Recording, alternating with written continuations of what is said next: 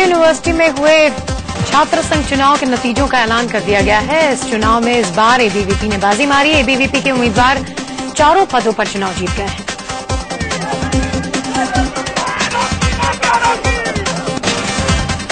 अध्यक्ष पद पर एबीवीपी के मोहित नागर चुनाव जीते हैं, जबकि उपाध्यक्ष पद पर प्रवेश मलिक ने बाजी मारी है। सचिव के रूप में कनिका और संयुक्त सचिव के रूप में आशुतोष माथुर विजयी घोषित किए।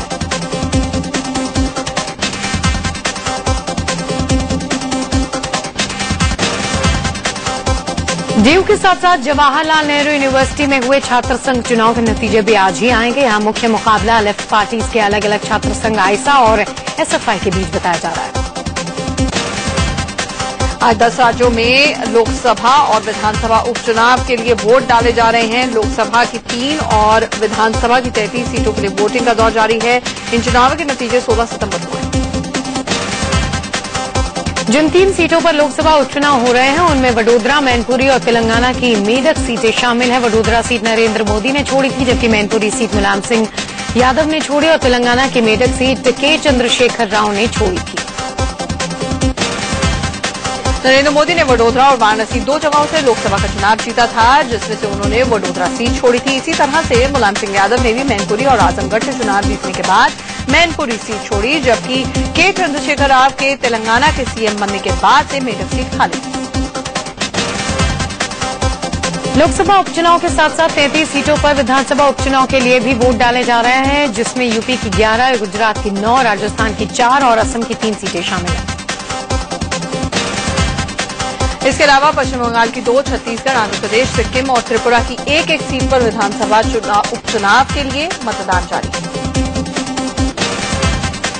यूपी में मैनपुरी लोकसभा सीट के साथ 11 विधानसभा सीटों पर वोटिंग हो रही है। इन विधानसभा सीटों में नोएडा, सहारनपुर, नगर, बिजनौर, लखनऊ ईस्ट, ठाकुरद्वारा, निघासन, हमीरपुर, चरखारी, सिराथू, बल्हा और रोहनिया शामिल है। यूपी में विधानसभा उपचुनाव के लिए सुबह से ही वोटिंग का दौर जारी है। मतदान को लेकर लोगों में खासा उत्साह देखा जा रहा है। लखनऊ, सहारनपुर, बिजनौर और हमीरपुर इन सीटों पर विधानसभा उपचुनाव के लिए वोट डाले जा रहे हैं। वडोदरा से कांग्रेस उम्मीदवार नरेंद्र रावत पर चुनाव आचार संहिता तोड़ने का आरोप लगाया। उन्होंने वोटिंग के दौरान पोलिंग बूथ पर कांग्रेस के चुनाव चिन्ह के साथ सेल्फी खींची। इससे कानून का उल्लंघन माना जा रहा है। इससे पहले चुनाव आयोग ने हरियाणा और महाराष्ट्र में चुनाव की तारीखों का कल ऐलान किया। दोनों राज्यों में 15 अक्टूबर को एक ही चरण में वोट डाले जाएंगे, जबकि 19 अक्टूबर को एक साथ दोनों राज्यों में वोटों की गिनती है।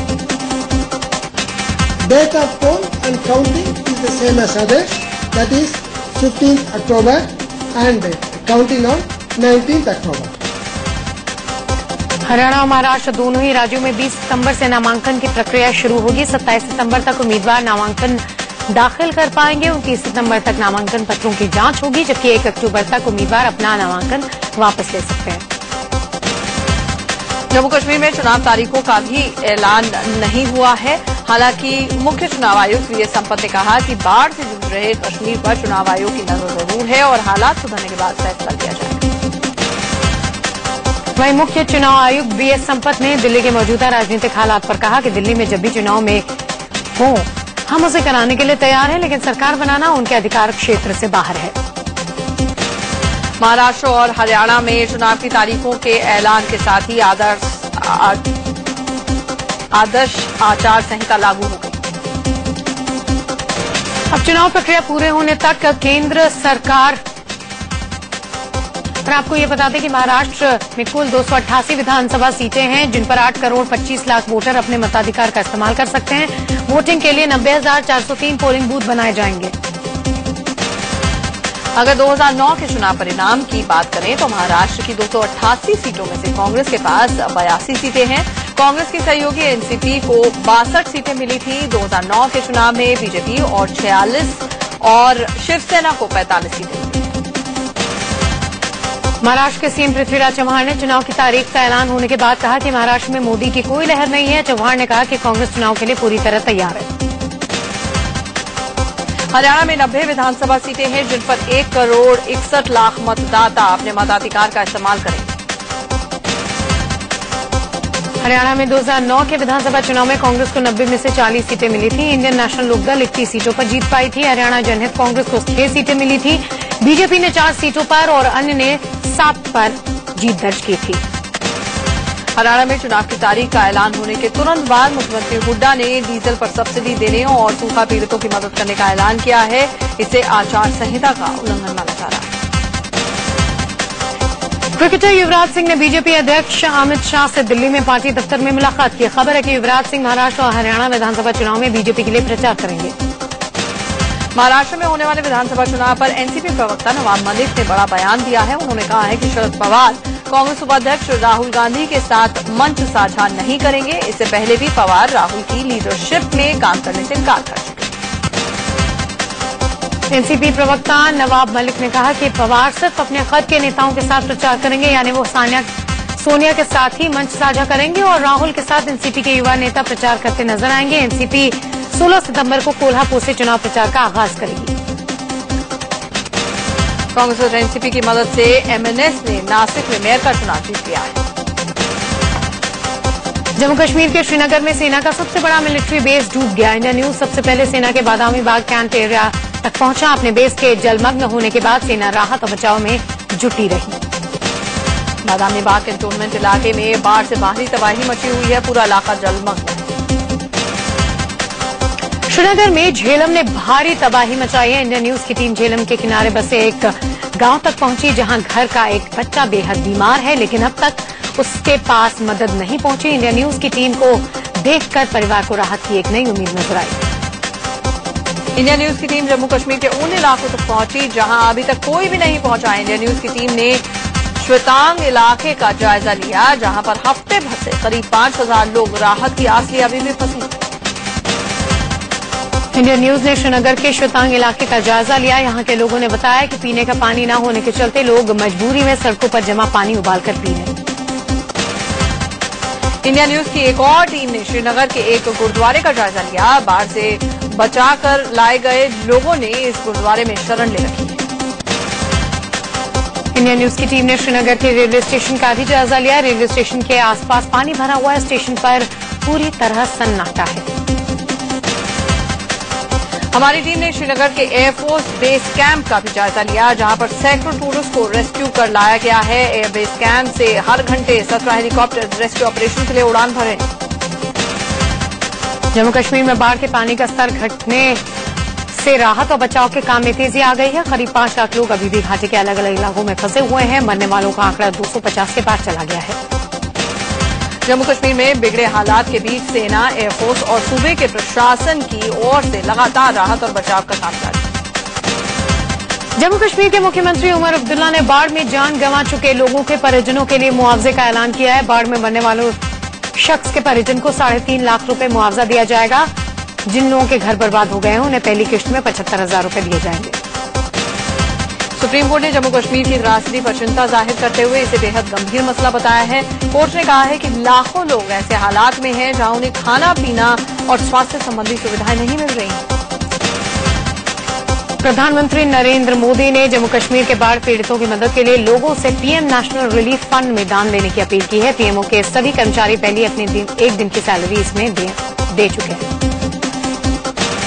केंद्रीय गृह मंत्री राजनाथ सिंह ने कहा है कि पिछली एक सदी में ऐसी तबाही जम्मू कश्मीर में कभी नहीं आई।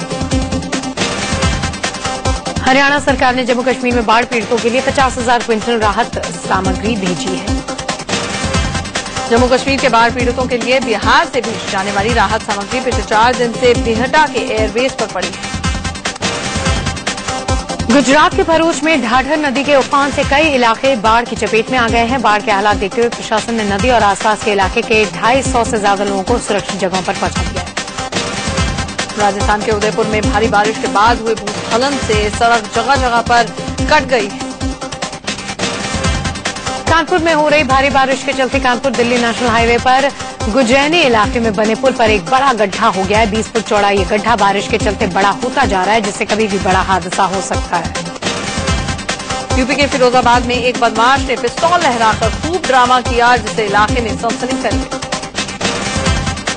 बदमाश ने पुलिस टीम पर भी फायरिंग कर दी। गनीमत रही कि किसी पुलिस वाले को गोली नहीं लगी। वो पुलिस को खुदकुशी करने की धमकी भी दे रहा है। पुलिस की टीम को खाली हाथ लौटना पड़ा। यूपी के मुजफ्फरनगर में पुलिस और पब्लिक के बीच में खूब बवाल हुआ। हंगामा कर रहे लोगों पर पुलिस के डंडे जमकर बरसे। दरअसल प्रेमी के साथ घर छोड़कर गई लड़की का मेडिकल कराने पुलिस पहुंची थी। लड़की के परिजनों को इसकी भनक लग गई। लड़की को खुद के हवाले कर देने की बात पर परिजनों ने पुलिस के साथ खूब हाथापाई की। देखते ही देखते माहौल बेकाबू हो गया। हंगामा बढ़ता देख पुलिस ने मोर्चा संभाला और लाठीचार्ज शुरू कर दिया। पुलिस के साथ हाथापाई पर उतर आई है। दरअसल दद्दावाला में रहने वाली एक लड़की दूसरे समुदाय के लड़के के साथ घर छोड़कर चली गई थी। दोनों पुलिस कस्टडी में पहुंचे तो कोर्ट ने इनका मेडिकल कराने की बात कही। मेडिकल के लिए ले जाते वक्त ये सारा हंगामा हुआ।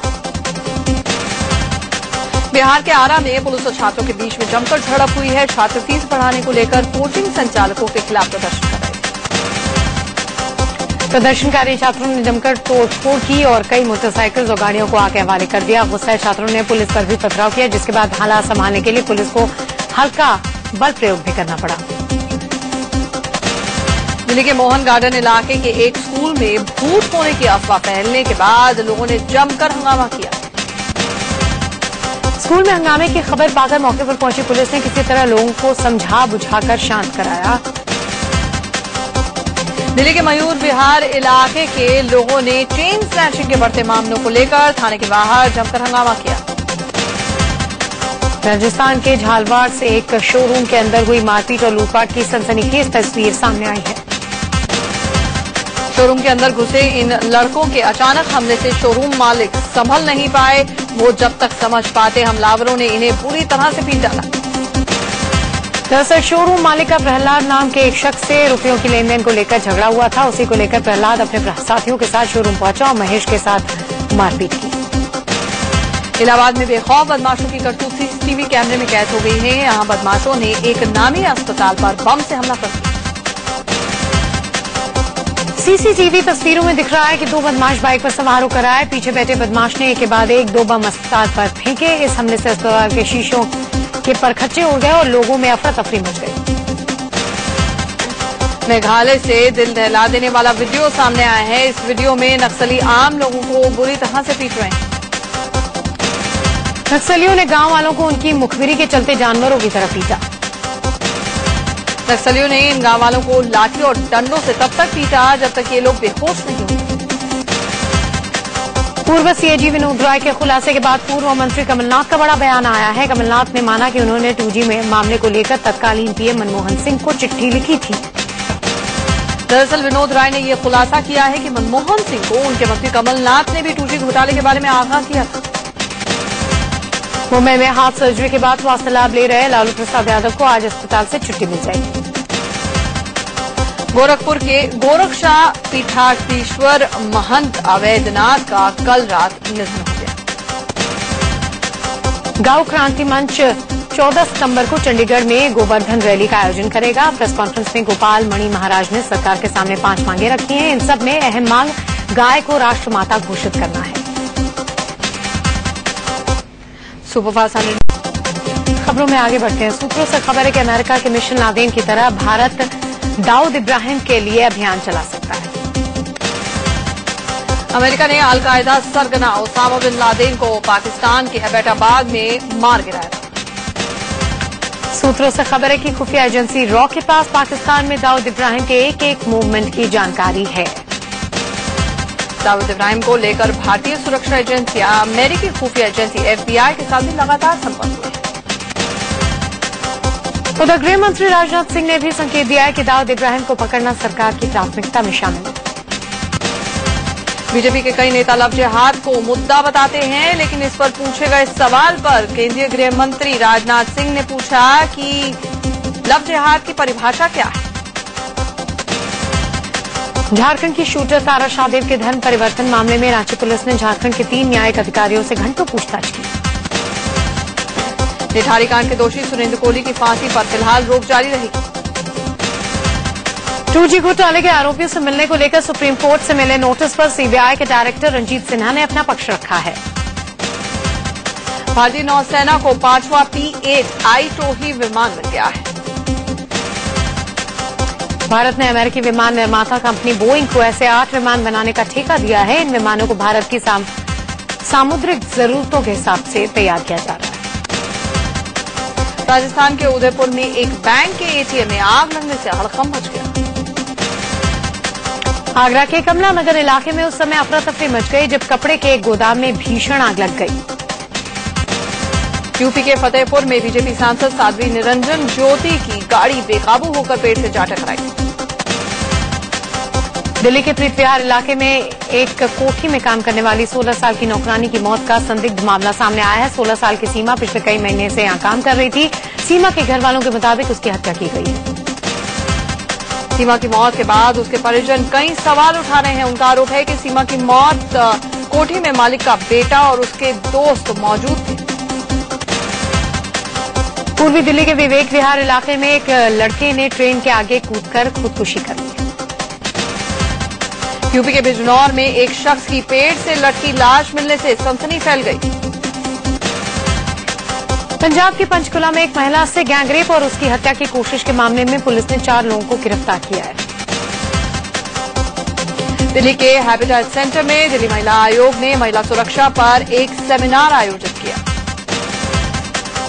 भारतीय टेनिस खिलाड़ी सानिया मिर्जा ने दिल्ली में प्रधानमंत्री नरेंद्र मोदी से मुलाकात की। मुलाकात के दौरान उनके साथ उनकी मां नसीमा मिर्जा भी मौजूद थी। ये मुलाकात इसलिए अहम मानी जा रही है क्योंकि कुछ दिन पहले सानिया को तेलंगाना का ब्रांड एम्बेसडर बनाने पर बीजेपी नेताओं ने उन्हें पाकिस्तानी बहू बताते हुए विरोध जताया। चैंपियंस लीग T20 मुकाबले की आज से शुरुआत हो रही है। क्वालीफायर मुकाबले में आज 2 मैच खेले जाएंगे। लीग का असल मुकाबला 17 सितंबर से शुरू होगा। पाकिस्तान की मानवाधिकार कार्यकर्ता मलाला यूसुफजई पर हमला करने वाले को सेना ने गिरफ्तार कर लिया है।